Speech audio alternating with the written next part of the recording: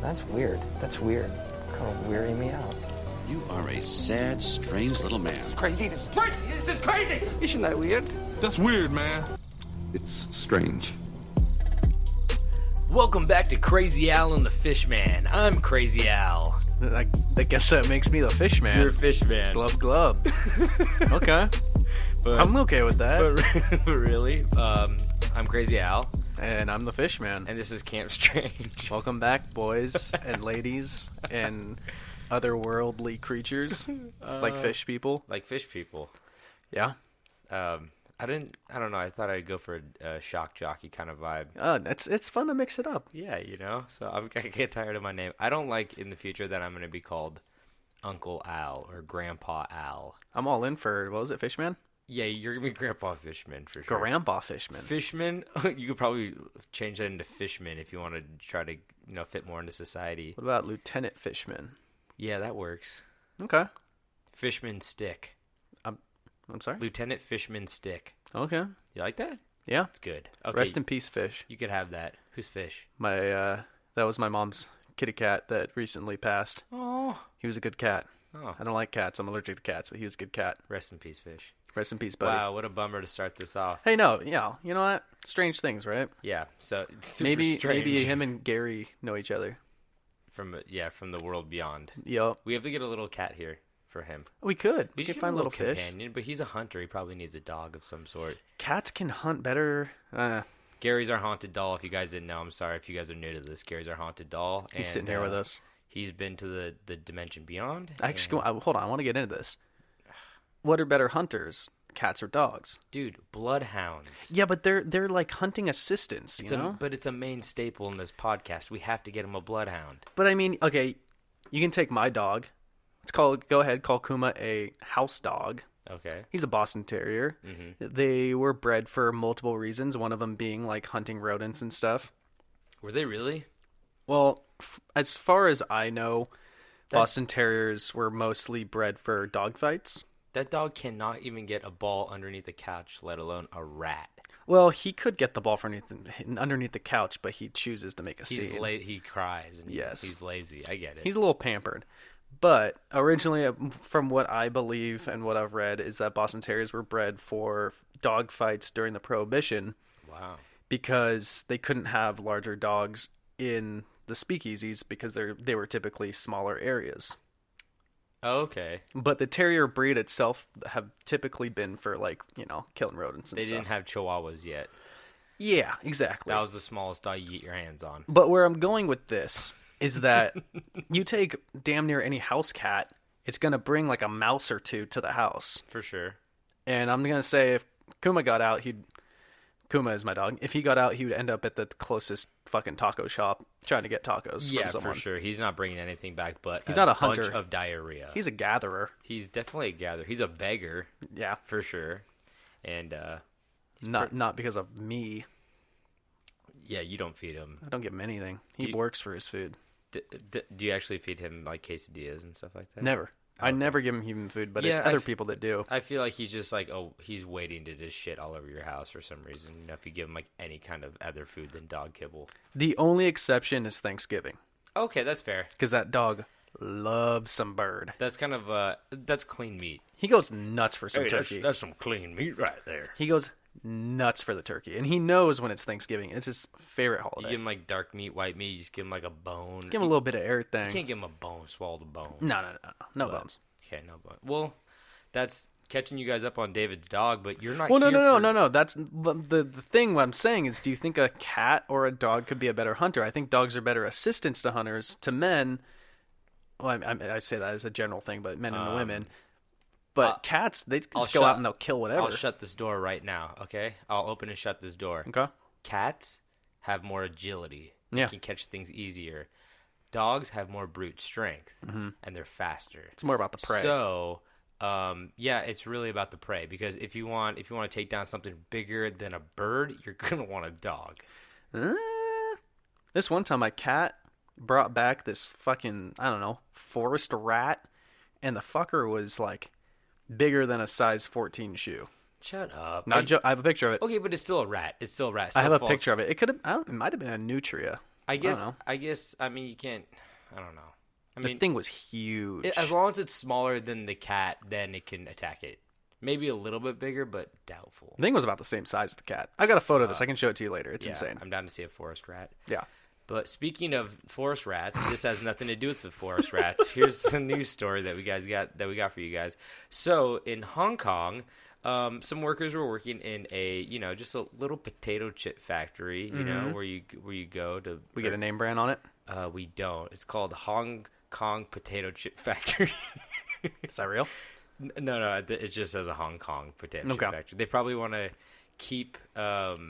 Maybe I'll go for Doritos since they're so bomb. Because as they were unpacking their potatoes, Was it a bomb joke? Yeah, it was. Yeesh. It'll all make sense. Okay. Yeah. Carry on. Carry on. Shut up. So when they were unpacking their potato crates, at the bottom they found a spherical World War I hand grenade. Sorry. What?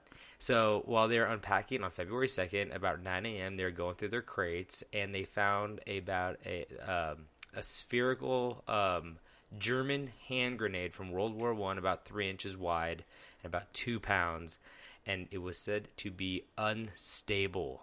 Fuck. The reason, so my first instinct was, why the fuck is there a hand grenade in there? Why do you think there was a hand grenade in there? It was someone's lucky hand grenade that fell out of their breast pocket when they were bending over. Their lucky World War I unstable hand grenade. Yeah.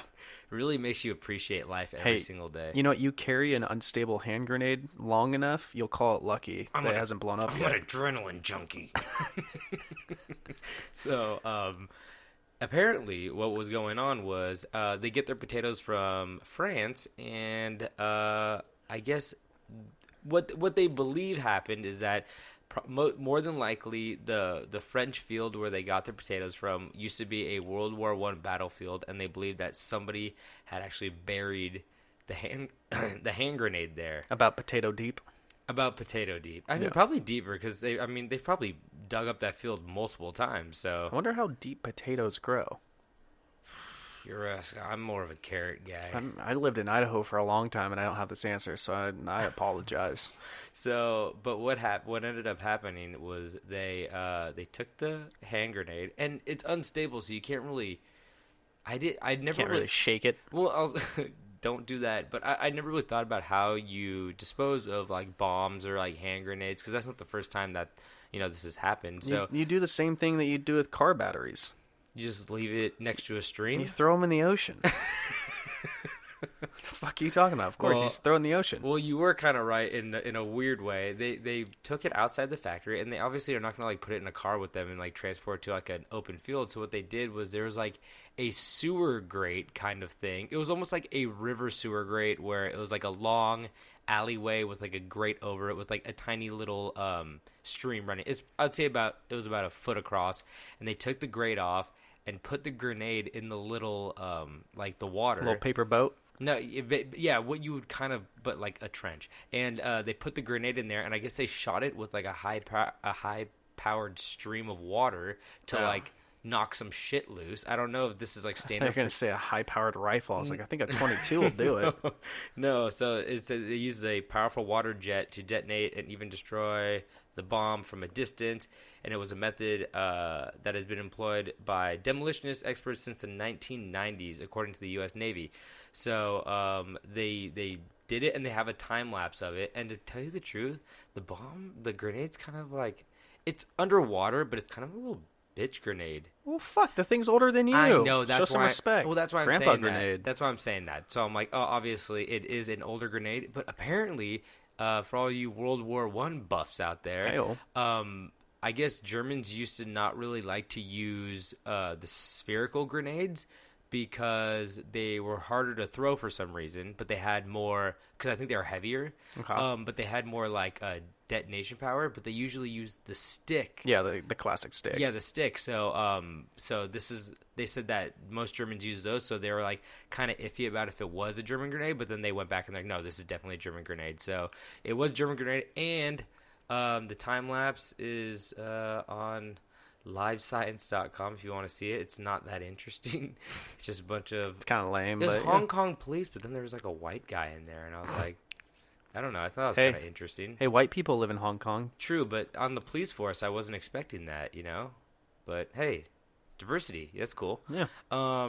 In Hong Kong, if you have a white police officer, that's diverse.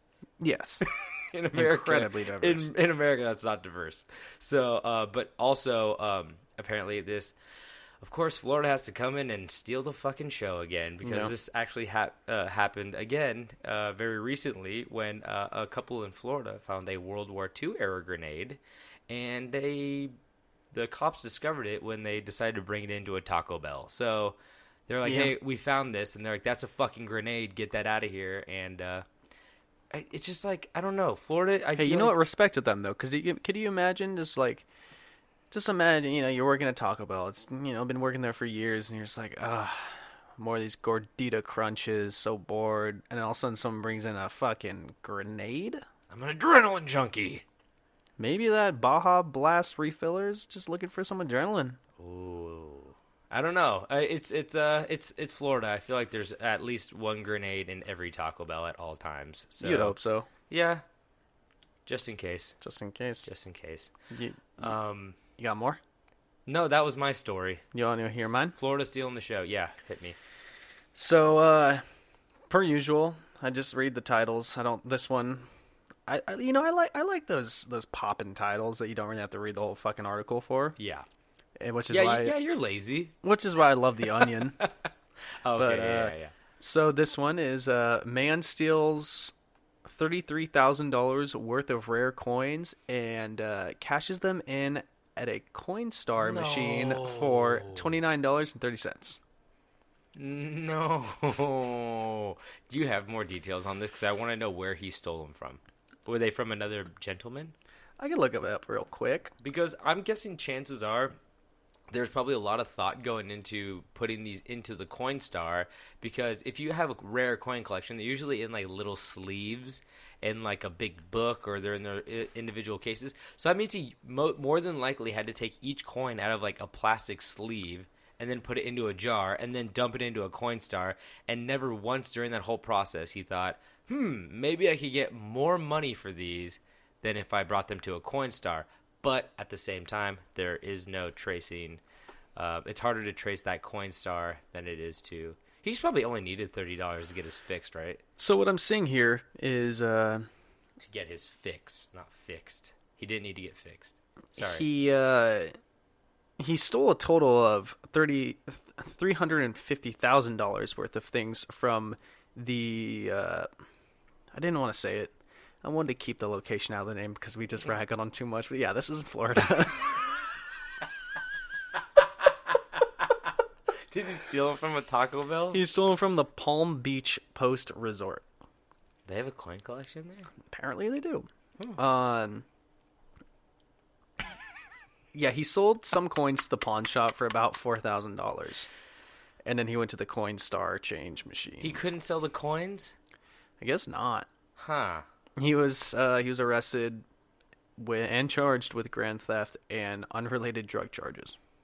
Unrelated. They were unrelated to the whole incident of why he wanted to steal everything and sell it for very cheap. Yeah. It's like when you go into... It's like, that's why pawn shops exist. Oh, fuck. I read that wrong. What? I'm sorry. I'm a fucking idiot. It was... God damn it. Was it not in Florida? It better be in Florida. No, it was... What I thought it said was resorts, but it was the Palm Beach Reports. It was talking about a newspaper.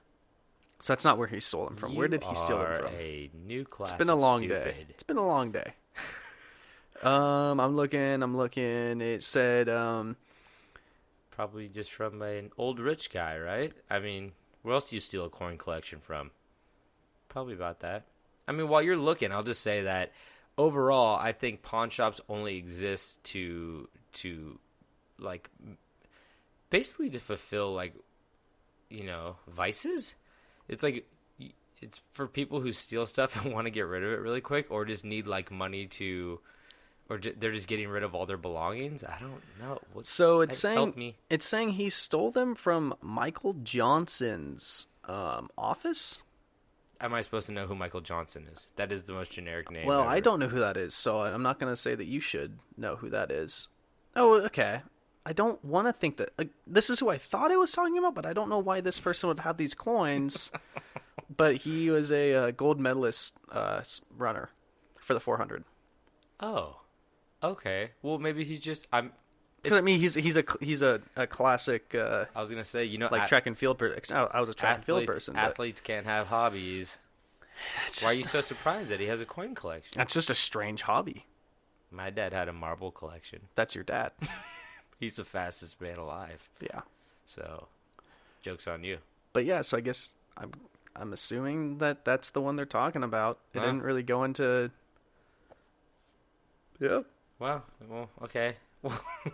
Well, it doesn't really matter because you shoved the main point is if you have expensive coinage, don't shove them into a coin star.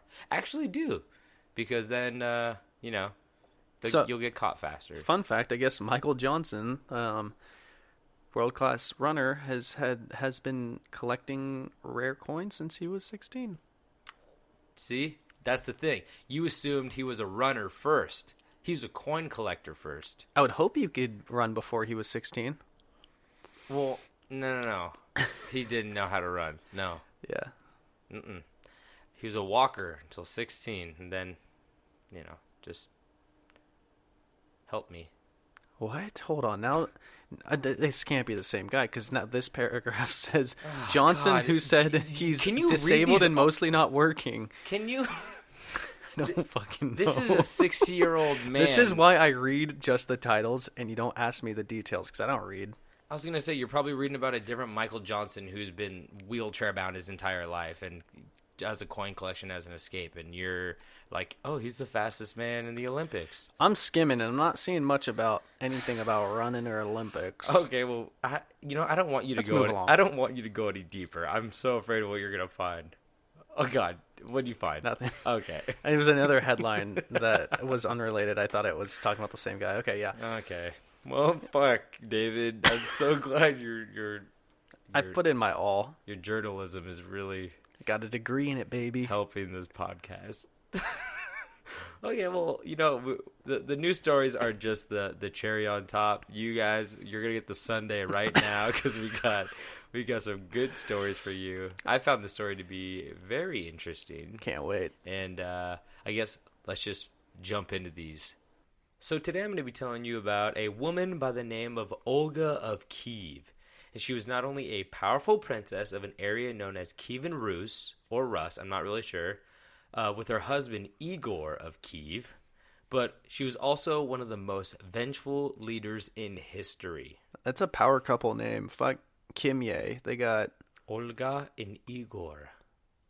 what celeb name would you give them? Olgor. Olgor. God damn. All right, carry on. Oh, okay. So, or Iga, I guess. I don't know.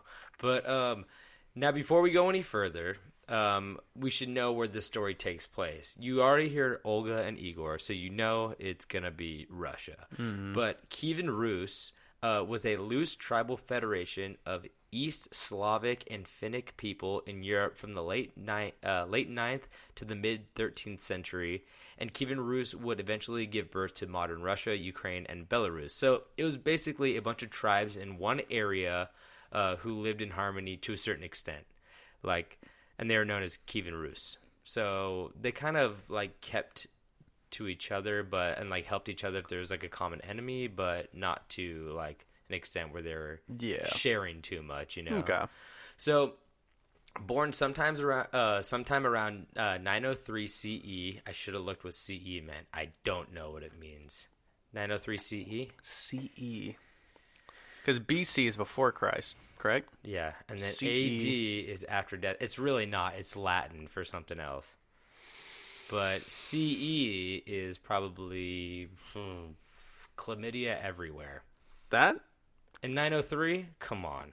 I'm Googling what does, and the first thing that comes up is what does SMH mean? And all I gotta say about that is Shake my head. SMH. Shake my head. So, she was born in 903 CE. Do you know what CE is yet? Before Common Era. Oh, it's BCE. but they just Yeah. called it CE. Yeah. Okay. So she was born in 903 CE in Pskov, Russia, and Olga's life was not well documented up to, about the age of 45, and until her marriage to Igor, and even more important, his death. So we also have to note that the history of Olga's actions was documented in this book called The Primary Chronicles, which is basically a history of Kievan Rus from about 850 to 1000, and is considered to be a fundamental source in the interpretation of the history of the Eastern Slavs. So basically all the history that from that era is in one book. So there could be embellishments, the victors write the history, and it's hard to fact check this stuff, but this is what it says in the books. I've read some pages from it. I don't have the book, but online, I don't believe in books. They have it. I don't believe in old books. I read off Kindles only.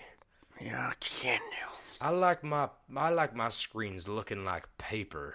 If I can't plug it in, I don't fucking trust it. Honestly, though, those Kindle screens freak me out a little bit. Like the weird soft ones. They look like paper. All I know is that Kindle app saved my fucking ass in college. Well, why? You could get textbooks on there. Oh, you could, very you cheap. could Okay. rent I rented textbooks for $13 for a semester instead of spending $300 on then buying something I'd never see again. Did you rent the Primary Chronicles? So you know nothing about Olga of Kiev. I don't know anything about her. And let me tell you, I don't think I've ever met an Olga or know of an Olga. Well, we live in America. Was There's that not her? as many. Was that her name in Hey Arnold? Helga? Ah, shit. Yep. So now Igor, Olga's husband, was the new ruler of Kievan Rus, and he wanted to make a name for himself by expanding his power a little. His target? Hey, yo, Frankenstein really fucked up the name Igor, didn't it? Wow. Yeah. But Frankenstein. Oh, I mean, there's a lot to be unpacked here. Okay, Frankenstein. Dr. Frankenstein is the name. The monster's name is Frankenstein's monster. I know you didn't say it. I'm just telling you. And I knew that. I'm just saying. And Igor is the homunculus, which we've also talked about, also known as a hunchback, who was the assistant. It's the same reason why you don't see kids named fucking Adolf. I knew an Igor in high school. He was from Russia. They're around, but I feel like that had an impact on the naming of children. Yeah, it probably did. Just like Hitler. I mean, not Hitler, Adolf. That's what I just fucking said. Oh, did you? Yeah. Oh, did you really? Yeah. Fuck. Rewind that shit, dog.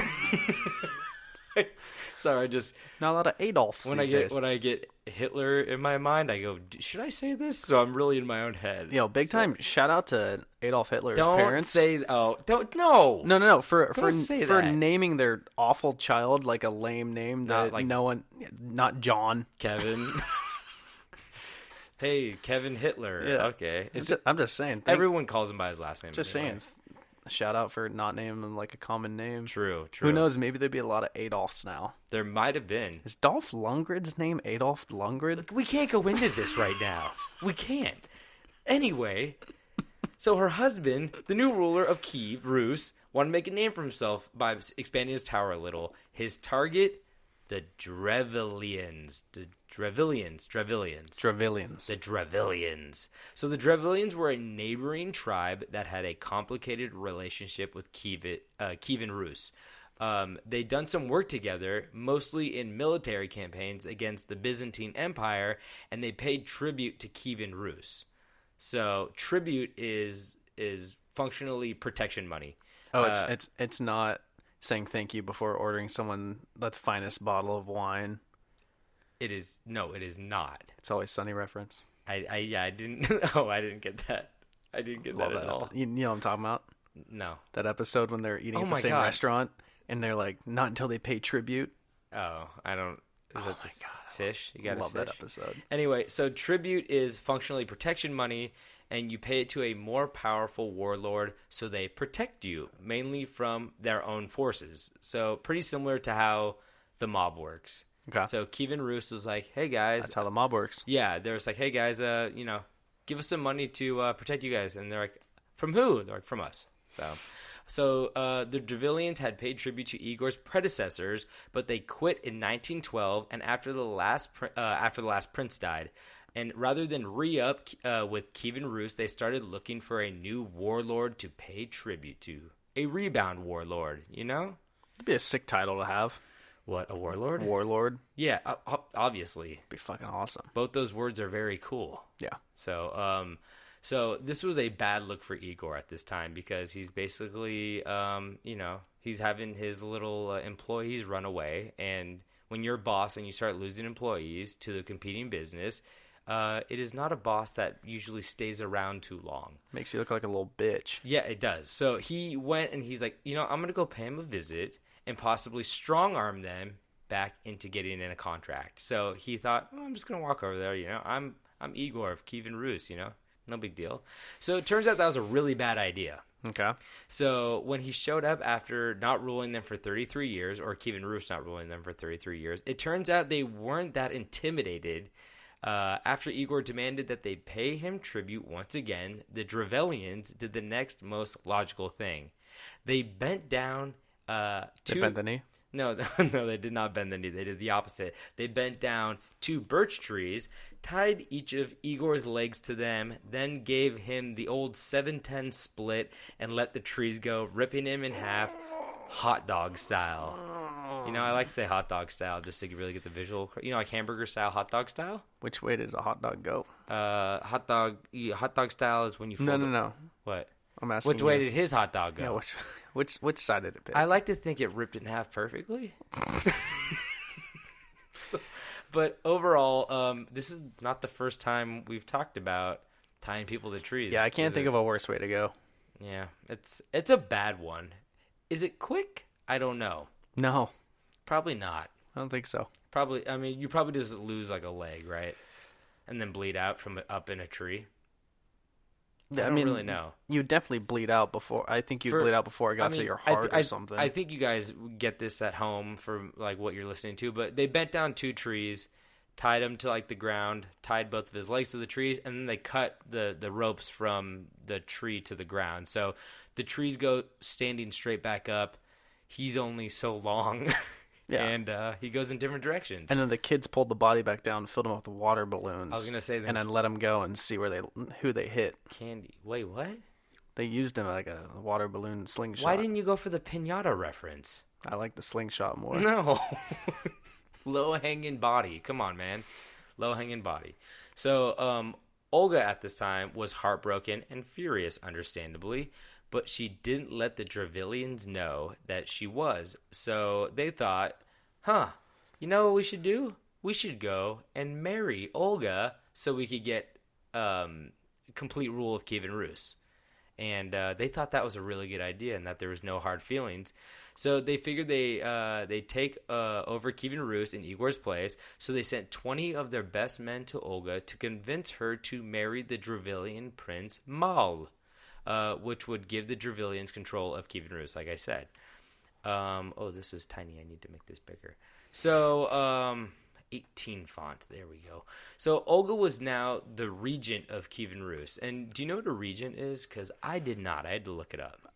If I had to go out on a limb and guess, I'd say it's like when the ruler's been killed and it's like their spouse that rules the region. Yeah, basically. So, fuck yeah. So... You were close, but so she was now the regent, and a regent is a person appointed to administer a country because the monarch is a minor or is absent or incapacitated. And she actually received the position because her husband was now dead, and her son, this is a fucked up name, Sviatoslav. Super Russian. Okay. But he was far too young. Let's call him Lav. He was, Lov. So I think I don't even write his name again because how mad I was when I wrote that. So he was way too young. He was like a baby, and she's like, I guess I'll take control. So kind of a Cersei Lannister type thing going on. They let the baby take control. They come back, all the soldiers are wearing diapers. They're all doing Baby Shark. My lord, we spent all the money on baby sharks. This is not going to pay off in 2 months. They're all big sharks. They're not babies no more, lord. So, at this point, this meant whoever married Olga would in fact become the new ruler. But Olga had a much, much different plan. This bitch is literally Whoa. so crazy. No, it's a compliment. Like, fuck yeah, this Like bitch. beach? No, she's cool. Oh, what's up, beach? This was a really cool move. Well, we have many moves in here, so I'll get into it right now. Olga sent messengers to summon the Dravillians to her hall, but the ambassadors of the Dravillians demanded that they, along with their boats, be carried to Olga's court. So these Dravillians show up, and these guys come down. They go, "Hey, Olga wants to see you in the hall." And they go, "Okay, cool. Yeah, we don't want to walk. Can you carry us there?" And they go, "I guess we could like find something to like carry you." They go, "No. Just like lift our boat up, and we're all just gonna sit in the boat." So they all sat in the boat, and all these guys are like, "I guess we'll carry you guys to." Those aren't our heavy hall." or anything. No, not at all. So they, the soldiers of Kievan Rus responded and cooperated and carried the boats with the men inside them to Olga's hall. When the Dravillians didn't, what the Dravillians didn't know was that before they arrived, Olga had ordered her men to dig a great trench, about boat filled with men size, you know? Yeah, big enough. And her men carried the boats filled with the Dravillians over to the trench and just dumped them in, boats and all. Yeah, Just toss them in. why not? Just a giant fucking hole. So now Olga stood over the trench and asked if this honor was to the Dravillians' taste. The Dravillians then said that this was worse than Igor's death by birch tree. But she disagreed and proceeded to bury all 20 men alive. I'd rather be buried alive than ripped in half by 2 trees. I agree. Yeah. Well, that's the thing. It's more like anxiety to be like, oh, fuck, this dirt is like, it's a slower process, so it sucks. But wouldn't, like, when you're like burying somebody alive, couldn't they just keep like stepping on like the dirt and being like, I'm gonna get up there eventually? Yeah. You gotta throw more dirt in this hole to kill me. Yeah, but at least 20 more people to fill us up quick enough. Just bury me with my boats. I Couldn't- just want to be buried with my boats. Couldn't they just flip the boat upside down? That's what I was thinking. I was like, oh, couldn't they just do like a old boat ladder thing where they just lean it up against the hole? But, I mean, there's probably some other forms of play there where probably a bunch of soldiers with swords around the pit, I'm guessing. So No. I just meant like flip that bitch upside down and have an air bubble. Oh, no, that is so much. That's being buried alive. I mean, okay, That's they're what, both. that's what's happening, you idiot. Okay, idiot. but you don't live for very long if you're buried. You'll suffocate really quickly if you're buried just with dirt on you. But if you're buried underneath a boat, then you're just gonna starve to death or run out of oxygen, which is like a way more agonizing death. You just get the biggest man to snap some necks. No, that's like what's his name? Johnny Depp in Pirates of the Caribbean Yeah. when he pulls down the boat. And Exactly. I mean, there are no Johnny Depps because they all died. They're Johnny Depp, they'd be buying. Yo, low key, surprising dinosaur he's still skulls. alive. Johnny Depp? Yeah. Yeah, he's busy buying dinosaur skulls and going bankrupt. And suing his ex-wife for $50 million or whatever. Is he? That boy needs some money. Yeah, he's suing Amber Heard. For like defamation. Anyway, look, okay, this is not. Olga is what we're talking about. Yeah. But Olga's the only woman I care about. Johnny could never sue Olga. Never. I dare you, Johnny. So Grown man going by Johnny. I'm John Depp. That doesn't sound good. Jonathan Depp. Jonathan Depp. So no word of Olga's actions ever got back to Prince Maul, which meant I'm picturing Darth Maul right now. Every time you say that, that's what I think of.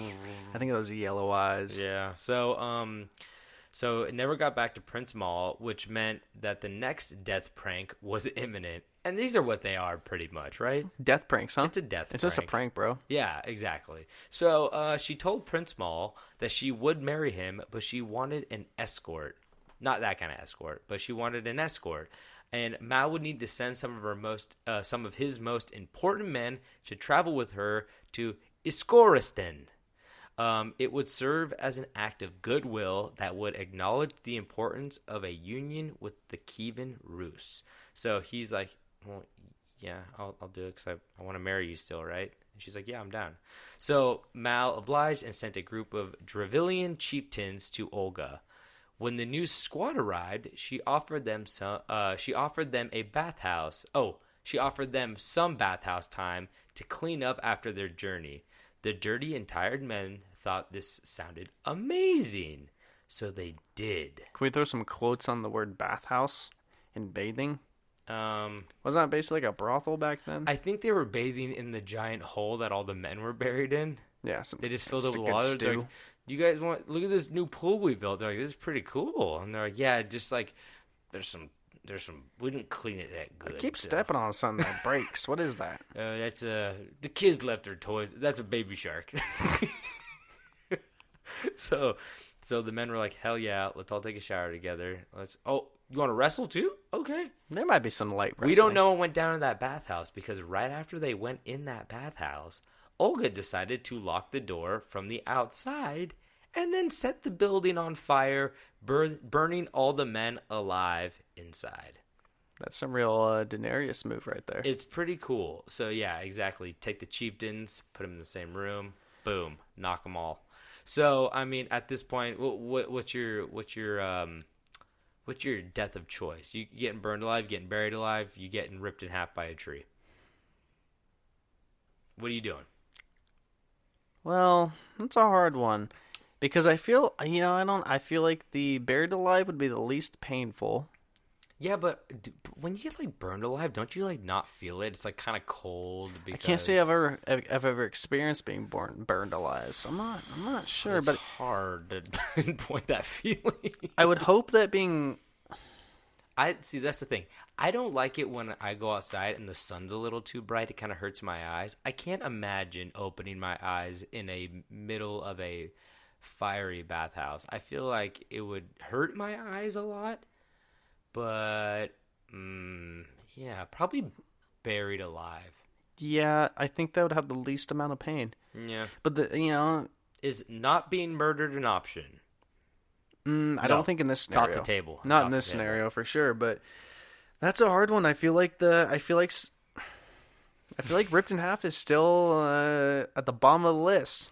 It's the coolest way to go though. Getting ripped in half. Because you're a single person, so your death means more. I know you got all those squires putting bets down to see which way your junk goes. Yeah, you're kind of like the wishbone of the village, you know. Okay, now I thought we were going back to Wishbone the dog, but No. That's a fun wishbone. that's a good boy. That's a good boy. So, but let's get into more deaths. Come on, why not? Let's just do this. Oh, let's keep tallying it up. You know what? Maybe one time we'll just do a podcast and we can list our favorite ways to die. We start at the bottom, like what would be our least favorite and what would be our favorite. Started from the bottom. Now we did. That's a Drake joke. That's an Aubrey Graham joke. It's a pedophile joke. Don't be so controversial don't right at now. me. Don't be so controversial right now, okay? We got Michael Jackson to deal with right now, so. Yeah. Next is John Travolta. Oh, God. We're calling out everybody. We really don't want fans with this. Yep. You know, so, Mal still was oblivious to these two murder parties, though, and when Olga said she'd like to visit Iskoristan to hold a funeral feast and proper burial for her deceased husband, Igor, Mal agreed once again in order to make his soon-to-be wife happy. So this guy is just like, he's paying for free dinner after free dinner, and he doesn't know that in her contacts, his name is free dinner. Yeah. So basically, he's being used like crazy. If there's any girls listening to this that do that, tell me if you actually do that, because Please stop. I feel like that happened to me one time, but I don't know. I do not doubt that. What the fuck? Why? I'm a catch. Will you get Postmates delivered to my door? Please don't come. Can you send Fishman over here? Send your buddy Fishman to come deliver some food. With a fillet of fish. Lieutenant Fish Stick. So, Olga and her soldiers arrived for the funeral feast, and the mead was flowing. And mead, by the way, Mead is fire. that's like honey wine. Mead. Have you ever had mead? I have had mead. It wasn't good mead, but my buddy back home, we Googled how to make mead, and he actually made it recently. Mead's good as hell. It's hard to make good mead, isn't it? I've never tried to make it. So it's basically you just put a bunch of fruit and honey in a jug, and it like ferments, kind of like wine, right? Yeah, probably. I mean, that's a dumbed down version of it, but that's what I've heard. So, but be careful when you're making alcohol at home, guys. it can make you blind. Yeah, I got quote unquote kicked out of a beer fest once, and And I've been blind ever since. there was a mead tent, and they're like, "Yeah, you're banned from drinking beer, but not mead." And so I spent What? my buddy and I spent the rest of the day just sipping mead, laying in the grass. Who's sitting there like, no more beer? Did you run out of beer tickets or something? No, what happened was Oh God! I was make trying to this get quick. something happened where I accidentally elbowed something and I knocked over a bunch of beers and they You got elbowed mad. a woman in the head, and she. Not this time. So, But yeah, mead is awesome. yeah, it sounds like it. So, as I said, she arrived at this funeral feast, and the mead was flowing. But while the Dravillians were blacking out, Olga's men had been ordered to keep their sobriety and their wits.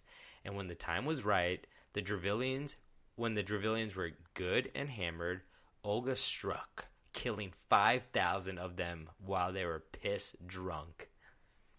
Yeah. How? Wait, what? so- 5,000? So apparently they went there, and she brought all of her men, like her army, and then they brought all of their men. I think it was at their like homestead, basically. And so they're like, we want to have a funeral because that's where the body is, blah, blah, blah. And they're like, here, we brought a bunch of mead. All the soldiers of the Dravillians got drunk, and while they were like, really fucked up, all the soldiers of Olga's just started slaughtering them. Damn. You ever tried to fight with a sword drunk? It's very easy. Well, I don't think I've ever fought with a sword. That's where you're doing it wrong. You gotta bring a sword to a bar fight. So they just got slaughtered. I was at a bar once and a guy came in with a full suit of armor and a sword. I'm not making that up. Medieval times is a crazy place. Eugene, Oregon. So Olga had gathered an army to wipe the Dravillians out once and for all. And the surviving Dravillians begged for mercy, and surprisingly, Olga was merciful. So these were like all the people in the village now who are just like, please don't kill us. And she's like, you know what? I'm gonna help you out. So she would let them off easy, only requesting 3 pigeons and 3 sparrows from each house. Real bird lady, real bird girl. She likes them birds. Yeah, so she's like, I want some pigeons and I want some sparrows. And And then she made him fight to the death. that's the thing. She's like, I'm going to let you off easy. Were like pigeons and sparrows like in mass abundance where people had them in their house at this point? Isn't that how they like delivered mail? I guess you're right. Oh, yeah, I guess sparrows were. I know pigeons, but I just didn't really think of sparrows because I think of ravens. Or, but I could be wrong. I'm not Russian. I also didn't know pigeons were in Russia. Call me dumb. But I think those rats with wings are fucking I everywhere. thought that was an American dirty bird, No, I think those bitches are everywhere. Okay. So Isn't a dove just a pretty pigeon? probably. I'm no bird expert, but I believe you. So she wanted these 3 pigeons and 3 sparrows from each house, and the Dravillians excitedly handed over the birds, keeping good in their part of the bargain. The problem was, though, Olga was not about to do the same.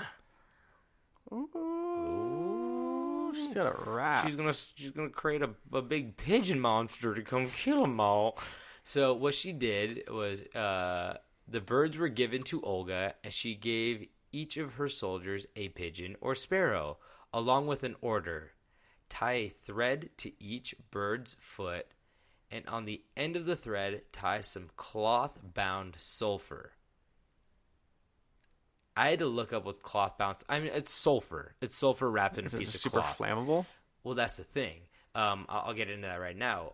Once it was dark, Olga's soldiers released the pigeons and sparrows, who naturally flew back to their nests in the houses, coops, and haystacks of Iskoristan. This is the equivalent to tying fire embers to birds, basically. Yeah. So when these things would like spark when they mixed with oxygen, they would catch fire, or just like create like little sparks and stuff. And if they're gonna be nesting in hay and whatever these pigeons were in. Oh, fuck. So the whole city was set aflame at once, meaning that there were too many different fires to put out at once, making the Dravillians flee the city. Olga's army captured the survivors, some she killed, some she kept as slaves, and the rest she left to pay tribute. That's like the smartest fucking thing I've ever heard in my life. I know, right? That's Isn't that insane. Cool? Isn't that cool? That's fucking insane. And just like one move after another. I mean, she's obviously dealing with like the dumbest group of people ever because they don't even like. They're not even questioning where all their other men are leaving. And yeah, I feel like you'd be able to smell that sulfur, but yeah, pretty recognizable. Everything smelled like shit back then. That's true. That is very true. That's a good point. He's like, "Did you fart?" And he's like, "I'm always farting." I ate some rotten beef. That baby shark was good. Did they have anything but rotten beef? Nope, rotten beef every day. Maybe pigeon or sparrow, but probably rotten too. Then you're just sitting on your bills at that point. You can't pay nobody. You can't pay nobody. Can't pay nobody. So, funny enough, though, just to wrap this up, Olga would go on to become a saint. Fuck yeah, she should be. She's a saint in my heart. The Catholic Church made her a saint. Bad motherfucker. And it is, I was like, why the fuck would they make her a saint? She's like murdered a bunch of people. And it is most likely because she was the first ruler of Kiev and Rus to adopt Christianity. I'm sorry, not Catholicism, but Christianity. And Olga's efforts to convert the rest of her people earned her the title Isapostolos, which means equal to the apostles. But the funny thing is, although she converted mostly, if not all of her people to Christianity, her son remained a pagan till the end. So he was like, fuck you, Mom. You can't get them all. Fuck you, Mom. My Chemical Romance is the best band ever. I'm going to pagan. I'm going to pagan all over this house. Classic child angst. Yep. So, so Saint Olga of Kiev not only killed everybody and anybody who was in her path, but she's also a lot of birds. She killed a lot of birds. Well, let's hope that those birds flew to a nearby city and lit that on fire too. They were fucking dead. Yeah, they're probably dead. Very dead. Crazy, right? No. No matter what, they're dead. I heard pigeons could live up to 8,000 years. What is it? It was at 904 CE. Let me do the math real quick. Okay. So yeah, if you want to really, I can't tell people to tie shit to pigeons' feet. I did know a guy who don't finish this one.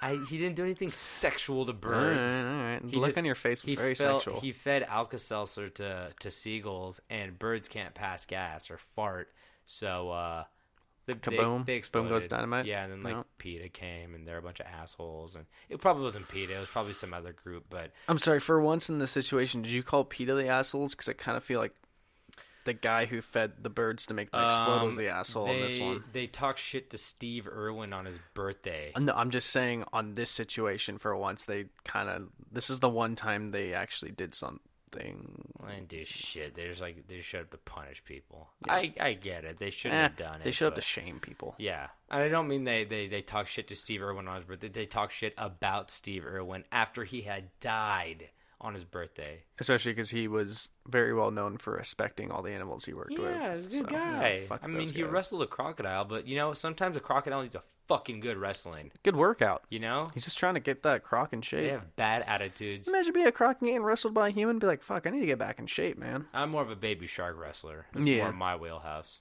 I can see that. Hello, King Kiev. I'm sorry, what? I don't know what that guy's... I couldn't say that guy's name again, the baby shark ruler, but... Is it the guy who made the song? No, King. The son. I just can't say his name. So I called him King of Kiev. King Kiev. Love. Love. Yeah. King Love. Him. You want to baby shark? Love them baby sharks. So cool. I'm done with Olga, and she's done with your bullshit. Yeah. So let's. You want me to start? Yeah, let's do it. Dude. All right. Do it. So. Wait. Before. So which one do you want to die by? You want to die by fire by birds, fire by bathhouse, buried alive, ripped in half, murdered while drunk. I'll take that one. Murdered while drunk, yeah. That's a fun one. Because then at least go down laughing or something. Some guy's like, they're killing all of us. He's like, give me my sword. So yeah, that's an easy one. I guess, yeah. Or buried. Got a belly full of mead. Can I be buried alive drunk? When you, Can I do any of them drunk? yeah, can I get ripped in half drunk? You bleed out faster. You'd have a couple of good one-liners. It's true. No. So, All right, so today I'm going to talk about the mysterious death of Blair Adams. I don't know her. No, it's a guy, so you definitely don't know. I don't know him. So Adams was a man. Blair's a boy's name? Yeah, I think it's it goes either way. I thought it was a town or a woman. No. Witch project. Yep. Them witches. Them witches will get you. Don't go to forest. The witches got pigeons. So Adams was a man from British Columbia who worked for a local construction company as a foreman. And from all accounts, everyone knew him and really liked him. And That's what they always say. well, they said they never had a bad thing to say about the guy. Okay. Which is like, I don't know, like, sure, like, someone could have said, like, oh, one time he ate my lunch or some bullshit like that. But it's like, you know, after death, like, it's never anything enough to be like, oh, yeah, fuck that guy. Blair Adams? You talking about the... Yeah, that motherfucker used to pinch my nipples on the job site every goddamn day. Exactly. God damn it. Well, everybody else enjoyed it. Blair's a girl's name, by the way. So, yeah. Everyone else loved it. He's like, free nipple piercings. I got my nail gun over here. Sometimes it just takes one person's pain to make everybody happy. It's true. He ruined it for everyone. That one guy who didn't like it. Yeah, so Adams was a friendly and optimistic man who never went a day without smiling. But this would all change one summer day. When he stopped smiling. His smiles and friendliness would fade. Oh, no. Yep. And they were replaced with extreme mood swings and crippling anxiety. His mood swings were described by his friends and coworkers as frequent and wild. They were wild. Crazy wild. They were draw four. So having these traits, they took a serious toll on Adams, and where his lack of sleep and focus became very apparent. And Blair's mother noticed, and she asked him, you know, like, what's going on? And he said, I don't think I should tell you about it. And that's all he said. Wow. So he's clearly hiding something. Okay. How old is he at this point? He's talking to his mama, right? Yeah, So I think he was in his 30s. I think he was like 35. Okay. I'm not positive. I didn't write it down, but I'm thinking he was 35 or Somewhere so. around there. Okay. Yeah. So yeah, he wasn't like a child or anything No, like that. no. He's on a job site. I'd be very concerned if he was. As a foreman, yeah. Oh, that's why he's sad. He's a child laborer. Okay, that makes sense. Yeah.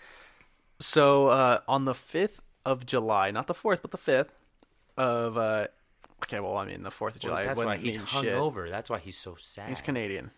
Oh no, they don't have independence still. We don't have a British Columbia in America. I forgot he was Canadian. So yeah, on the 5th of July, 1996, Blair Adams went to his bank and withdrew all of his money, which would total to about $6,000. And Hey. And he also removed all of his like safety deposits. Okay, what do you have in there? A pair of baby shoes? He did not have a pair of baby shoes. I figure that's what people put in there. No.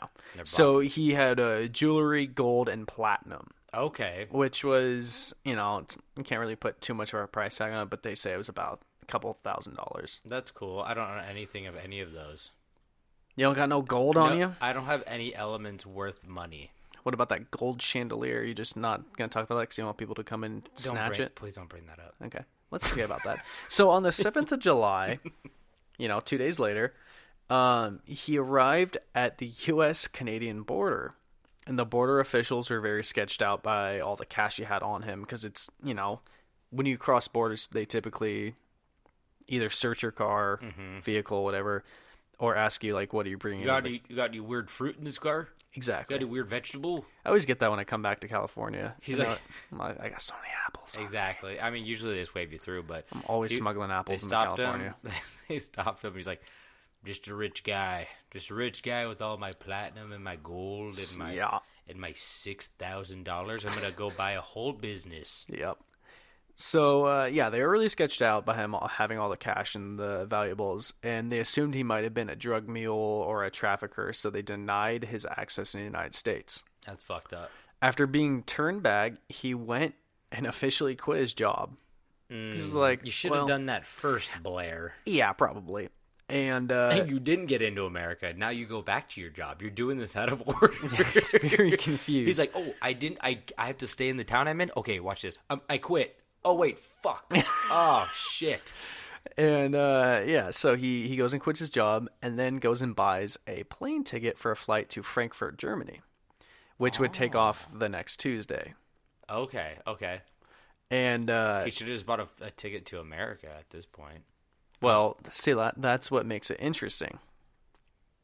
You're right. That is what makes it interesting. Well, what you think about is that he was trying to flee to America, and he goes back and buys a ticket to Germany. Well, then he probably thought about it more, and he's like, fuck. Germany's probably nicer. They don't think I'm a drug mule. Maybe. Yeah. And so after he bought his ticket, he went to his friend's house. Arriving at his friend's house unannounced, his friend quickly noticed that Blair was highly panic-stricken. After a moment, Adams asked the friend if she would take him back to the border and see if she could help him get past the border control and gain access to the United States. What would she do? I don't know. Do all the talking. Yeah, I guess you're right. I mean, but he wanted citizenship, so that's like... I mean, they never said he wanted citizenship. Oh, he just wanted to jump up. He just wanted to get the fuck out of there. Okay. So when he asked her, she said, like, why do you need to? And he told her it's because someone was trying to kill him. Oh, shit. And she said, nah. And Adams left. Well, I mean... What a shitty fucking friend. You might think he's kind of crazy if someone's like, somebody's trying to kill me. You're like, no, Blair, like, you're... Like, he probably is like, I can't tell you anything, but they're trying to kill me. And then she's like, well, if you don't tell me anything, then I can't.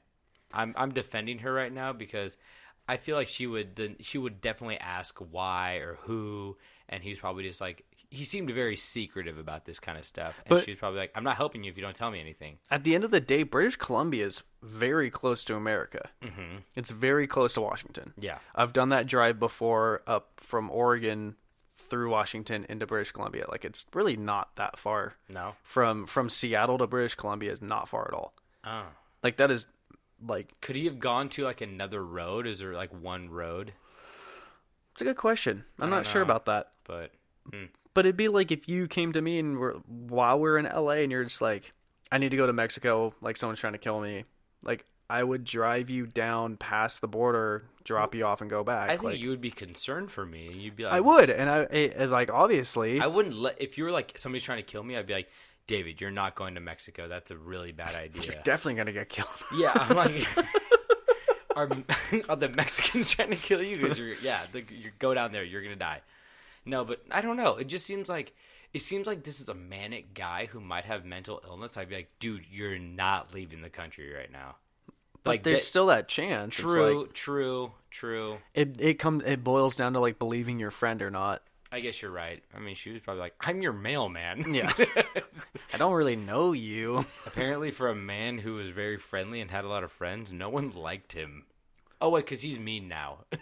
Well, I mean, okay, so it's like, I understand, like, if someone comes to you and says, someone's trying to kill me, will you help me escape? It's like, that kind of puts you in danger as well, because if someone's trying to kill them, if that's true, and they just, like, you know what I'm saying? Like, Yeah. what's going to stop them from killing you as well once you get involved? Yeah, I get, but that's the thing. You would have to, like, go with him. Be like, I guess I got to watch over him. Or, I don't know if he's...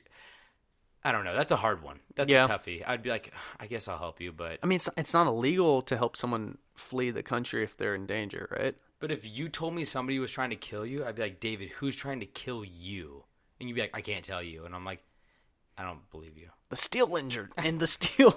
The steel industry? The steel industry. Ben Roethlisberger of the Steelers is trying to kill me. I'd be like, oh, okay, I'll help you. Here, let's go to Pittsburgh. No, he lives there. No, we have to go there. Are you trying to murder me?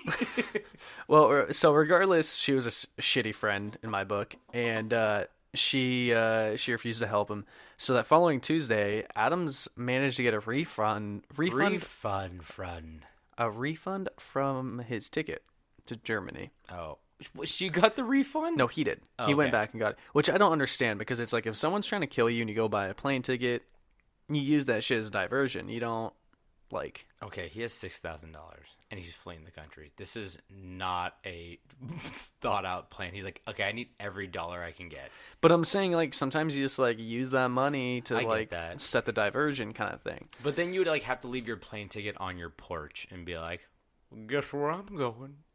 Like, Not entirely. I don't think these mobsters or whoever's coming after him is checking Well, with the airlines. It's 96, Okay. which, you know, I was 6 years old, so I didn't buy a flight then, but, like, maybe it would have been easier to, like, track. Yeah, I feel like it would be less easy to track. Yeah. But I get what you're saying. It's a good move to be like, if you really want to make your trail seem like crazy. Yeah, buy- exactly. Keep the plane ticket. Maybe leave something on your window or like maybe on your dashboard to be like, oh shit, that's a plane ticket. And Yeah. maybe these guys are dumb enough to be like, he's going to Frankfurt. Exactly. Yeah, So once he got his refund, he rented a car and once again ran for the border. This time, why the hell would he rent a car? so it's not his car. He's running to the border. If someone's following you, they're gonna know your fucking car. I'm making a really stupid joke. Oh. You said he rented a car and ran to the border. Yeesh. Another diversion. I love it. Yeah, he rents a car and just sprints. Fuck you guys! They're like, we don't know if he's driving, flying, or running at this point. We're searching the car. We can't find him. He got a plane ticket, he rented a car, and he bought a new pair of Nikes. Them motherfuckers make him run fast. I saw him jump over a fence. You got some PF Flyers, you could run higher and jump longer. So this time he must have learned from his previous mistakes, and he made it across the border in the United States. Cool, good on you. And immediately went to SeaTac. I don't know what that is. SeaTac is the Seattle airport. Oh, okay. Which I don't know if his name's SeaTac in 1996, but... Probably same. They Yeah. don't change that shit. Yeah. And then he flew back to Canada. Well... motherfuckers run in circles. He's like, you'll never guess where I am. Sonic the goddamn Hedgehog. You're back at your house. He's Sonic in one of those little loop-de-loos. Yeah, for sure. But so as soon as he got to SeaTac, he just ran up to them and was like, "What flight is leaving, like as soon as possible?" Yesterday. Yeah. Okay. And so he got the cheapest ticket he got for the first flight out, which took him to Washington D.C. Oh, okay. That's actually, how's it the cheapest flight? It's all the way across the country. Well, I don't know if it's the cheapest. It was like, what is the quickest flight I can get on? Okay, that makes more sense. Yeah. Which is a sketchy thing to ask anyone. How do you go about that in like a legitimate way? Just being like, what gets me out of here the quickest? He's like, where won't people find me? You're Exactly. like, what? And this man was George W. Bush. He's like, where won't be? where won't people find me? I don't know. Go to Arby's. No one goes in there. You like curly fries? There's an Arby's next to my work, and it's like the saddest place I've ever seen. There's a few good things on Arby's. Yeah. Okay. They got like a crispy chicken sandwich. It's not bad. Mm-hmm. Mm-hmm. Yeah. Yeah. Okay. They've got the meats. Arby's is not a sponsor. Bogle Winery. Hey, I'd take Arby's Drink as a your sponsor. Bogle. Send us some curly fries. So Blair landed in D.C. early Wednesday morning on July 9th. And the first thing he did was rent a vehicle, which was a Toyota.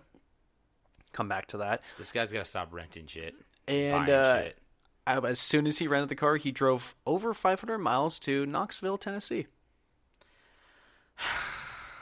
This guy needs a planner. He needs a personal assistant. He doesn't need a planner because if he drops that motherfucker, they're going to know exactly where He he's has from. $14 now.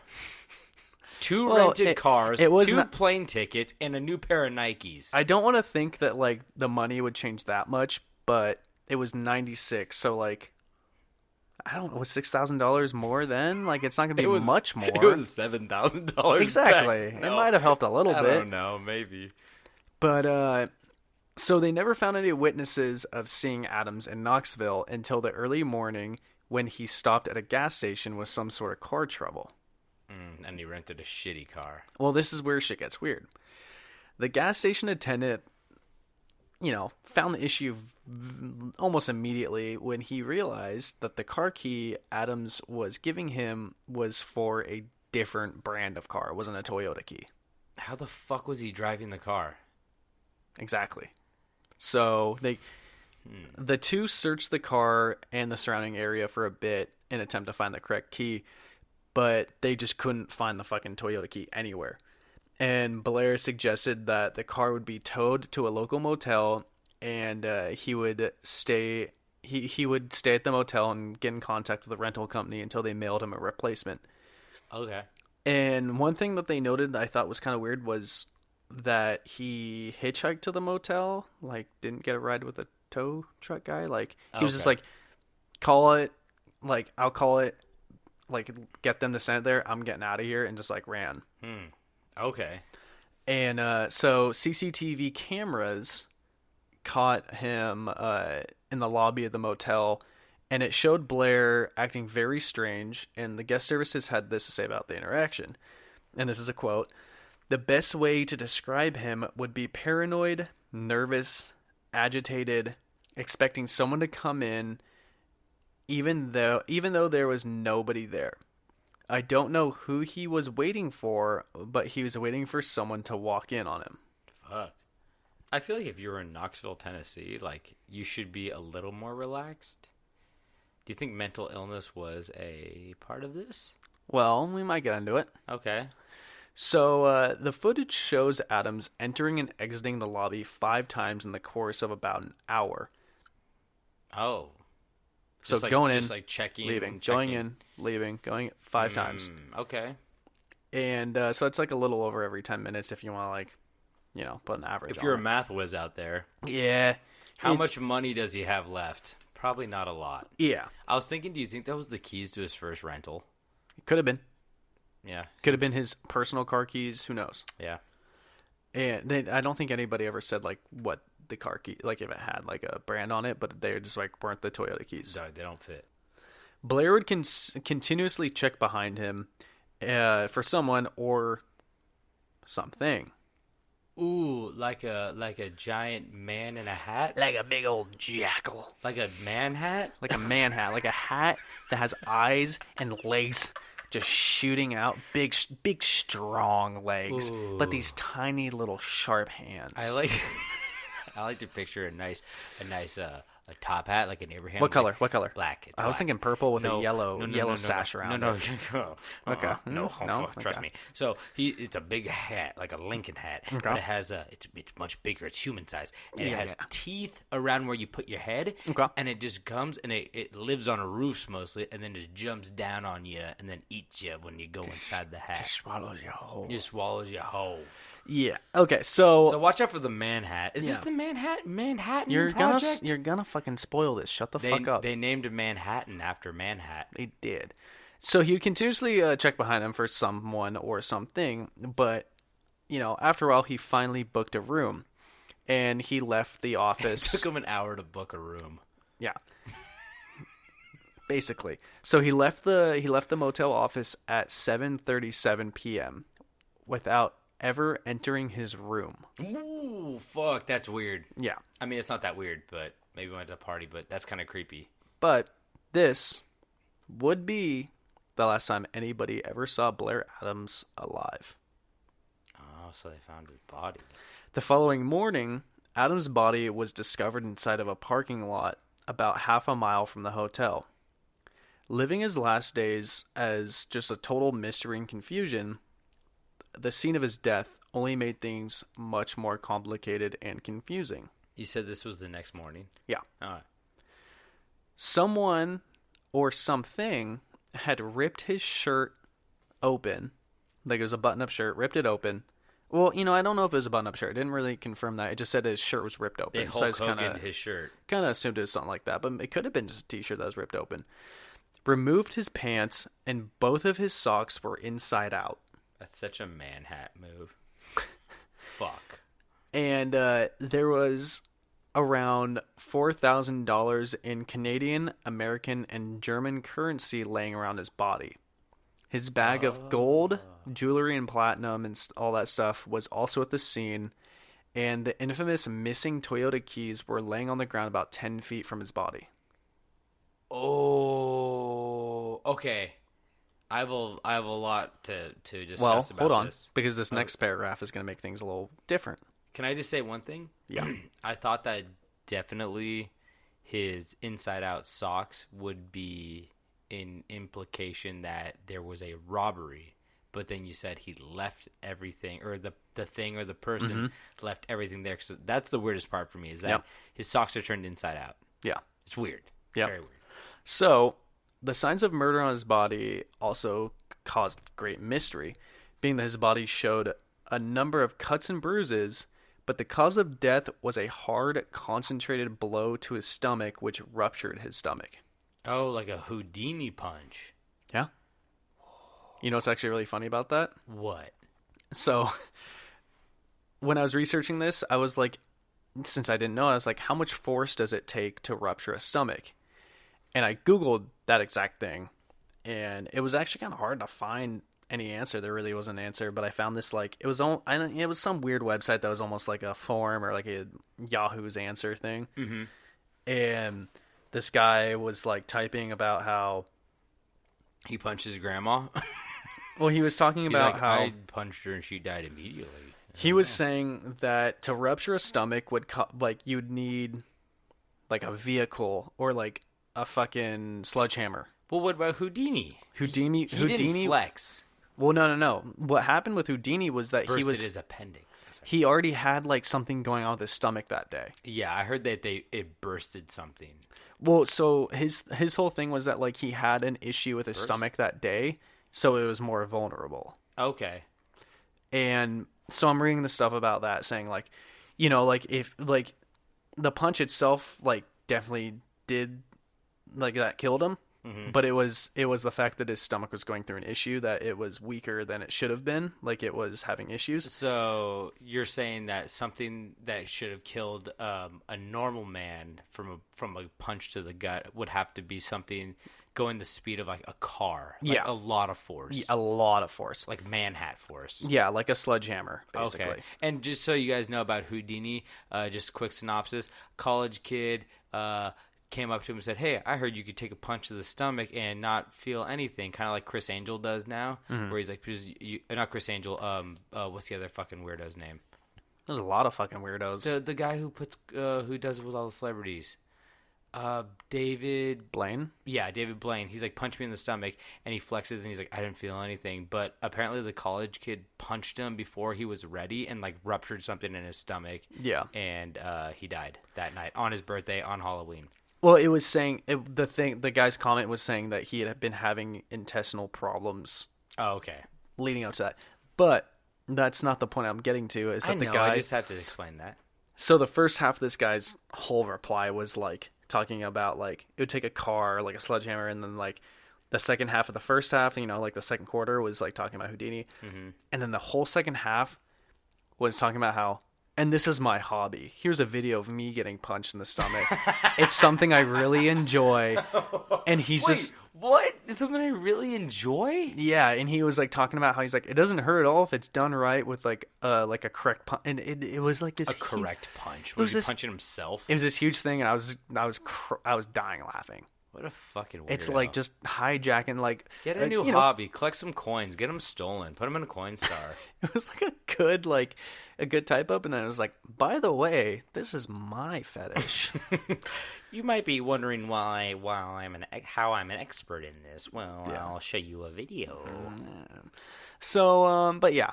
So that sounds like a shitty way to die to me. We were talking about that earlier. About I feel like getting hit in the stomach and your stomach rupturing and you just like dying. It's septic, right? Is that what you call that? That's when like shit like gets in your system, like bacteria shit. I'm pretty sure that septic shock.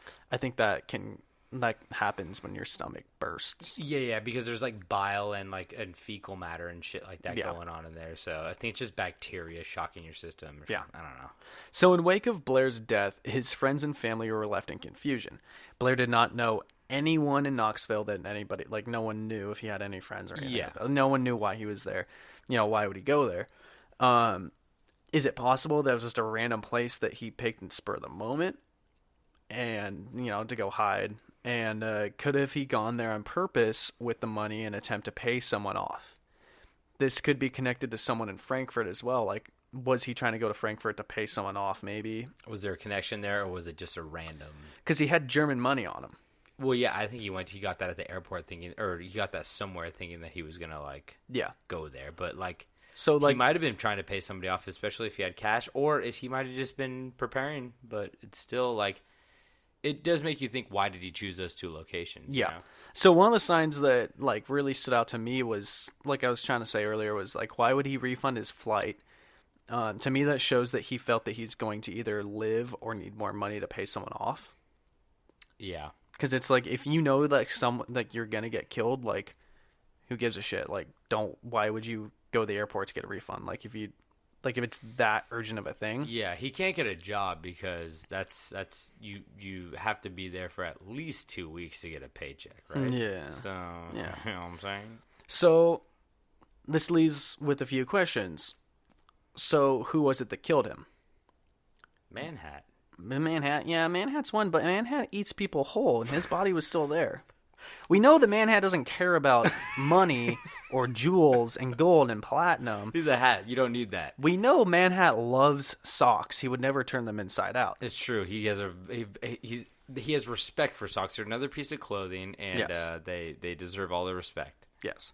So was it a simple spur-of-the-moment murder? Was it possible that like someone just killed him and wasn't realizing that this guy was like on the run from something? Foot fetish bandit. Possibly. The police believe that he was running from something imaginary and that he was having a paranoid, schizophrenic episode. Oh yeah, I'm feeling that one too. But okay, you can say that. You could say that he was having an episode, but how would that lead to his death? You know, that kind of rules that out. He's in So a it's like, parking lot, correct? yeah. Okay, I'm guessing these cops are probably pretty good, and they would have figured it out before me. And I haven't seen the crime scene, because I was going to say maybe he jumped off something and hit, like, a guardrail or a post And his of shit just some went sort, flying. and it knocked your socks off? No, it might have explained the gut punch, I was thinking, but maybe he could have taken the socks off in like in a fluster, turned them inside out at like a weird... I know when I take my socks off quick, they can turn inside out. True, but I was also thinking, the main thing I was thinking of how he died from a gut punch to the stomach, because that's not self-inflicted. You can't, unless you jump off something and land on something. So, but I'm guessing these cops are smart enough to be like, oh shit, he's next to a roof and this is a guardrail. Like, Yeah. if there was either of those near him. If that was a possibility, yeah. Or maybe he did it somewhere else and walked a mile because, I don't know. It's... Yeah. And so there's also no known motive for the murder. Like there's like no he one didn't have any enemies. Yeah. And all the cash and jewels and shit were left at the crime scene, so it wasn't a robbery or a drug deal gone bad because they wouldn't leave all of the valuables behind. Damn. And so was there really someone following him? And if so, why would they wait until he made it all the way to fucking Knoxville to kill him? If they're following him that far, there are so many stops that they could have killed him. Why would they wait until Knoxville? Maybe that's when they caught up with him. Yeah. But Doubtful. the other thing is that I was going to mention before you wrap up the story is that I don't know this for sure, but I've heard that some mental illnesses don't kick in until like later on in life. Oh, yeah, no, for sure. Where like obviously there's like Alzheimer's and Oh, I stuff think like schizophrenia is one that kicks in later. like in the 20s, in your 20s to, like, 25 to 40s? 30. Is it Yeah, 30s? Okay. that's what I heard, something like that. Yeah. So so that's what I've heard. All you 25 to 30 year olds, be careful. No. But Reach out for help if you need it. But kudos to friend. What was your name? Allison, Amanda. What was her name? The friend that said that someone was trying to kill him? Yeah, when she's like, I'm not helping. No you. name was named. Okay, well, like, I think she recognized what was going on, but she maybe should have been like, hey, you know, somebody. Yeah. But she probably didn't think he would go Yeah. through with all that too. You know what I mean? Yeah. And But- so I was also reading that there was a possibility this could have been Or a monster. a sexual crime.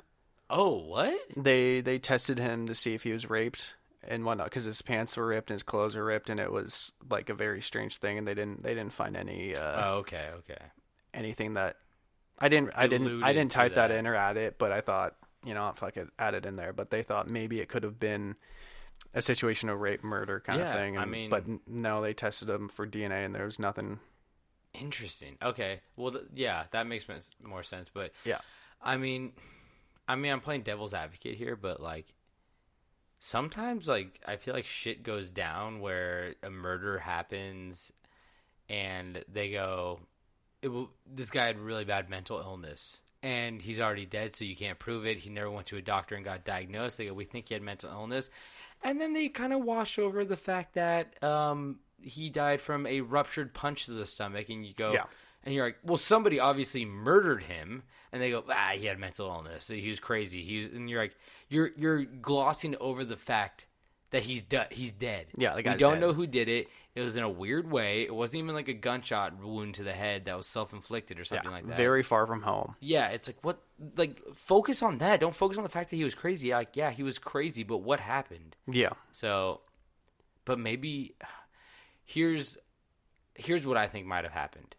He might have walked up to somebody in this parking lot, been like acting weird, acting crazy, saying, I need your car, help me, and been like weird. Somebody could have been like, what's going on? Got freaked out. He got violent. They got violent. I don't know what's going on. And maybe they hit him, punched him, hit him with a car. They had a baseball bat, some kind of weapon, and they did it. I don't know why his socks are turned inside out, though. So there's always no matter which result you find. So, I mean, that's why it's obviously still a interesting case, I guess. Well, I also saw one. I read a bunch of different stuff, and I saw one that mentioned that they thought that there was a wound on his head that could have been caused by like a crowbar or something. Oh wow, crowbar would have maybe if repeated hits to the stomach with a crowbar. Yeah, but that still doesn't why the socks? Or maybe he did the socks. It's possible he did the socks, but And why were his pants off? Why did his shirt get ripped? Why didn't they take any of the money? Yeah. Maybe they did it out of self-defense because they were scared, or maybe, and then they just left the money because they didn't care about it. They were like, I just committed murder. So, I mean, there's a lot of questions to be had. I kind of wish everybody on their deathbed would just be like, hey, here's I did this. Peace. Yeah, if they did anything bad. I'm not saying everybody killed somebody, but if they did, just be like, come on, closure, a little bit of closure. Come on. So, what the fuck? Yeah. That's nuts. It's good old who did it, who done it. It's just crazy how somebody can go from so likable and friendly and have a stable job to, flying to dead in Knoxville, a bunch of different states, and then you end up dead. Like, if you told me right now, like, hey, you're gonna wind up dead in Knoxville a parking lot in Knoxville, I'd be like, you're wrong. But somebody could have 2 weeks later. Somebody could have probably told him that too. What's his name? Blair Adams. Somebody could have told him that too, and he probably didn't believe him. So it's a crazy world out there, guys. You gotta stay safe. You gotta check in with your docs. You gotta listen to Camp Strange every week. You gotta listen to Camp Strange because we try to keep you happy. We try to, even though we tell really sad stuff sometimes. We try to have fun with it. Yeah, and we're doing the Lord's work. Which Lord is that? Hat Man? I pray to him. I was gonna say the Underlord, the devil, the devil, maybe him. But I don't know. We try to bring light to the stuff people don't necessarily talk about, but you secretly like to hear about. Everyone's kind of a weirdo, and no one wants to admit it. So you guys can listen to us in your car, not tell anybody you listen to this, or tell everybody you listen to this. That's great too. And yell it from the mountaintops. Yeah, yell it from your parking lots in Knoxville or your Kiev mountains, or your holes full of baby sharks. Yeah, just yell it all over. And is that the end of your story? I don't want to wrap this up without. I mean, it's there's no answers, so yeah, that's it. Damn, Blair, this was 96. No. I mean, we could still get answers eventually because the people. Yeah, it's not too far away. I'm saying the people, but it could have been Hat Man or a different monster. Yeah. But Hat Man, if you're ever in Knoxville, be aware of Hat Man. The Hat Man. It's not the Hat Man, it's Hat Man. Oh. Multiple? Hat Man. He might be reproducing. I can't speak for him. I don't know. You do that, you're going to get swallowed up whole. Don't speak for him. Okay, I won't. Anyway. It's like Robert the Doll, man. Don't talk about him. Yeah, and Gary. Gary's a good boy. Gary's a good boy. I don't know where we'd be without Gary. I pinch him on the cheek. So, thank you guys for listening. It is always such a pleasure to tell these stories. We love telling them. We love discussing them for you guys, and we hope we help you in your commutes to wherever you're going. Hopefully not Knoxville. Even though I hear it's beautiful. But don't go there from Canada if someone's chasing you. So they'll catch you. Yeah, we got merch. We got ratings that you should review. And We've got CDs. We got coasters, cassette tapes. We got couch covers. We got helmets that have 2 holders for beer cans on the side. We have live crabs that we have personally painted. We have lava lamps. We have those beautiful. What are those things called? The cornucopias. No, those lanterns you put a candle in and they fly across the sky. We have the Brazilian horns from the soccer. I think you're talking about vuvuzelas. We have those. Yeah, we have soccer balls too. But we have all that at campstrange.com, so go check it out. We have none of that. Yet. We have t-shirts, though. Could we get some vuvuzelas? We got t-shirts, and we also have a coffee mug, too. So if you guys like coffee talk. I drink my wine out of my coffee cup. Oh, do you? That's how I start my morning. That's cool. I'm scared for you. You better not ask me to leave the country anytime soon. Huh? What?